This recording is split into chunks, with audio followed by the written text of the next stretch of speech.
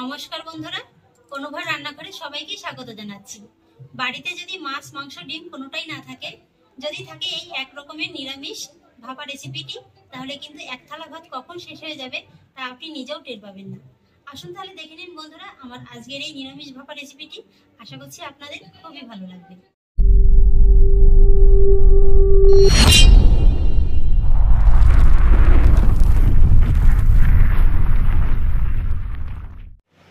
বন্ধুরা, ভিডিওর শুরুতেই আমি একটি মশলার পেস্ট তৈরি করে নেব। সেই জন্য নিয়েছি একটি মিক্সিং জার। জারের ভিতরে দিয়ে দেব প্রথমেই 1 টেবিল চামচ কালো সরিষা, 1 টেবিল চামচ হলুদ সরিষা। আমি এখানে 2 রকম সরিষা দিয়ে করছি, আপনারা কিন্তু যে কোনো এক রকমের সরিষা দিয়ে করতে পারেন।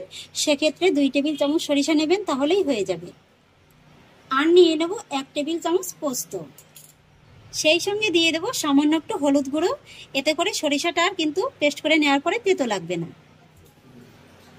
আর সেই সঙ্গে দিয়ে দেবো একটি কাঁচা লঙ্কা। লঙ্কাটাকে আমি একটু ভেঙে ছোট করে দেব। আর এবার এই মশলার ভিতরে আমি অল্প একটু জল দিয়ে খুব ভালো করে পেস্ট করে নেব। মশলাটাকে আমি খুব ভালো করে পেস্ট করে নিয়েছি, এই যে দেখুন বন্ধুরা। আর এবার আমি মশলাটাকে একটা সাইডে সরিয়ে রাখবো। আর তারপরে দেখুন আমি একটি বাটিতে নিয়ে নিয়েছি 2 টেবিল চামচের মতো টক দই। এবার আমি দইটাকে চামচের সাহায্যে একটু ভালো করে ফেটিয়ে নেব। দইটাও ভালো করে ফেটিয়ে নেওয়া হয়ে গেছে। এবার আমি দইটাও একটা সাইডে সরিয়ে রাখবো। আর এবার দেখুন বন্ধুরা, আমি এরকম একটা স্টিলের টিফিন বক্সে সবজিটাকে ভাপিয়ে নেব। সেই জন্য প্রথমেই এই টিফিন বক্সের ভিতরে দিয়ে দেব ফেটিয়ে রাখা টক দইটা। আর সেই সঙ্গে দিয়ে দেব পেস্ট করে নেওয়া মশলাটা। আর সেই সঙ্গে দিয়ে দেব হাফ চা চামচেরও একটু কম হলুদ গুঁড়ো। বন্ধুরা, আমি এখানে শুরুতেই লবণ আর হলুদ গুঁড়োটা একটু কম ব্যবহার করব, যেহেতু যে সবজিটা আমি আজকে ভাপিয়ে নেব সেই সবজিটায় কিন্তু লবণ আর হলুদটা পড়বে। এবার দিয়ে দেব লবণটা। আর দিয়ে দেব হাফ চা চামচ লাল লঙ্কার গুঁড়ো। সেই সঙ্গে দিয়ে দেব 2 টেবিল চামচ সরিষার তেল। যেহেতু ভাপা রেসিপি, তাই ভাপা রেসিপিতে কিন্তু সরিষার তেলটা দিলেই খেতে ভালো লাগে। আর সেই সঙ্গে অ্যাড করব সামান্য কয়েক দানা চিনি। যেহেতু নিরামিষ ভাপা রেসিপি, তাই কিন্তু একটু চিনিটা দিলে খেতে ভালো লাগে, তবে আপনারা যদি অপছন্দ করেন স্কিপ করে যেতে পারেন। এবার আমি সমস্ত মশলাগুলোকে চামচের সাহায্যে ভালো করে একবার মিশিয়ে নেব। মশলাটা আমার তৈরি করা হয়ে গেছে। আর এবার আমি এই তৈরি করা মশলাটাকেও একটা সাইডে সরিয়ে রাখবো। আর এবার ভাপা রেসিপিটার জন্য নিয়েছি খুবই সাধারণ একটি সবজির উপকরণ। এই যে দেখুন বন্ধুরা, এখানে নিয়েছি আমি মাঝারি সাইজের একটি বেগুন।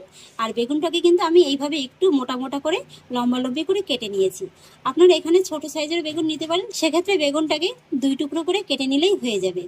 আর এই সাধারণ সবজি হলে হবে কি, এই রেসিপিটি একবার তৈরি করে খেয়ে দেখবেন, গরম ভাতের সঙ্গে কিন্তু আর কিছুই লাগবে না। এবার আমি বেগুনের ভিতরে মাখিয়ে নেব সামান্য একটু হলুদ আর লবণ।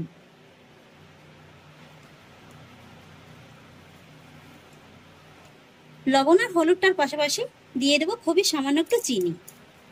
এইভাবে একটু বেগুনে চিনি মাখিয়ে ভাজলে কিন্তু খেয়ে দেখবেন যে খুব ভালো লাগে। এবার লবণ, হলুদ আর চিনিটাকে বেগুনের সঙ্গে খুব ভালো করে মাখিয়ে নেব। বেগুনে লবণ আর হলুদটাকে মাখিয়ে নেওয়ার পরে এবার বেগুনগুলো ভেজে নেওয়ার জন্য ফ্রাই প্যানে দিয়ে দেবো 2 টেবিল চামচের মতো সরিষার তেল।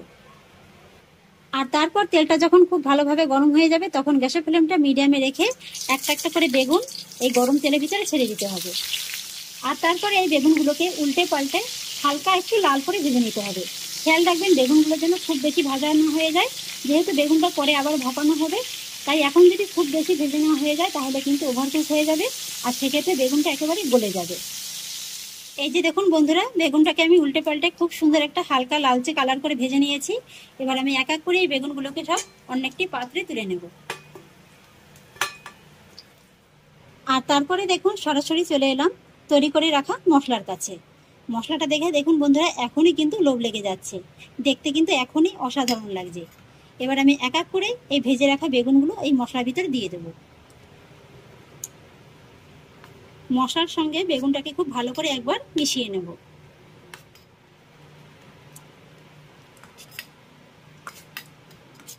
পুরো বেগুনটাকে মশলার সঙ্গে মিশিয়ে নেওয়ার পরে এবার আমি একদম ছোট সাইজের একটি পাকা টমেটো এইভাবে একটু পাতলা পাতলা স্লাইস করে কেটে নিয়েছি, এইভাবে বেগুনের উপর থেকে দিয়ে দেব।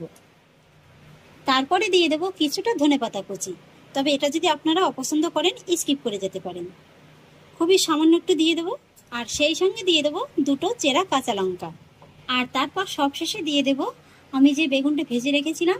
বেগুনটা ভেজে রাখার পরে কিন্তু কিছুটা পরিমাণে তেল বেঁচে গিয়েছে, সেই তেল থেকে এই 1 টেবিল চামচের মতো তেলটা আমি দিয়ে দেবো। যে কোনো ভাপা রেসিপিতে কিন্তু শেষের দিকে এইভাবে একটু তেলটা দিলে খেতে খুবই ভালো লাগে। এবার সব কিছু একবার এই বেগুন আর মশলার সঙ্গে ভালো করে মিশিয়ে নেব। দেখলেন তো বন্ধুরা, কত কম উপকরণে কত কম মশলায় দুর্দান্ত স্বাদের একটা রেসিপি কিন্তু তৈরি করা যায়। আর আমি কথা দিচ্ছি বন্ধুরা, এই রেসিপিটি একবার তৈরি করে খেয়ে দেখবেন, গরম ভাতের সঙ্গে কিন্তু আর কিছুই লাগবে না। আর এবার আমি টিফিন বক্সের ঢাকনাটা আটকে দেব। আর তারপরে দেখুন আমি গ্যাসের পরে একটি কড়াইতে কিছুটা পরিমাণে জল গরম বসিয়ে দিয়েছি। আর তারপর আমি টিফিন বক্সটা এই গরম জলের ভিতরে বসিয়ে দেব। তবে খেয়াল রাখবেন জলটা যেন টিফিন বক্সের উপরে না উঠে যায়, তাহলে কিন্তু আবার জলটা ভিতরে ঢুকে রেসিপিটা খারাপ হয়ে যাবে। আর এবার টিফিন বক্সটা জলের ভিতরে দিয়ে দেওয়ার পরে গ্যাসের ফ্লেমটাকে একেবারে কমিয়ে 7 থেকে 8 মিনিটের মতো আমি বেগুনটাকে ভাপিয়ে নেব। ফিরে এলাম বন্ধুরা 7 থেকে 8 মিনিট বাদে। এবার গ্যাসের ফ্লেমটাকে একেবারে অফ করে দেব। আর তারপরে এই টিফিন বক্সটাকে নামিয়ে ঠান্ডা করে তারপর আপনাদের দেখিয়ে দেব। টিফিন বক্সটাকে ঠান্ডা করে এবার আমি আপনাদের দেখিয়ে দিচ্ছি।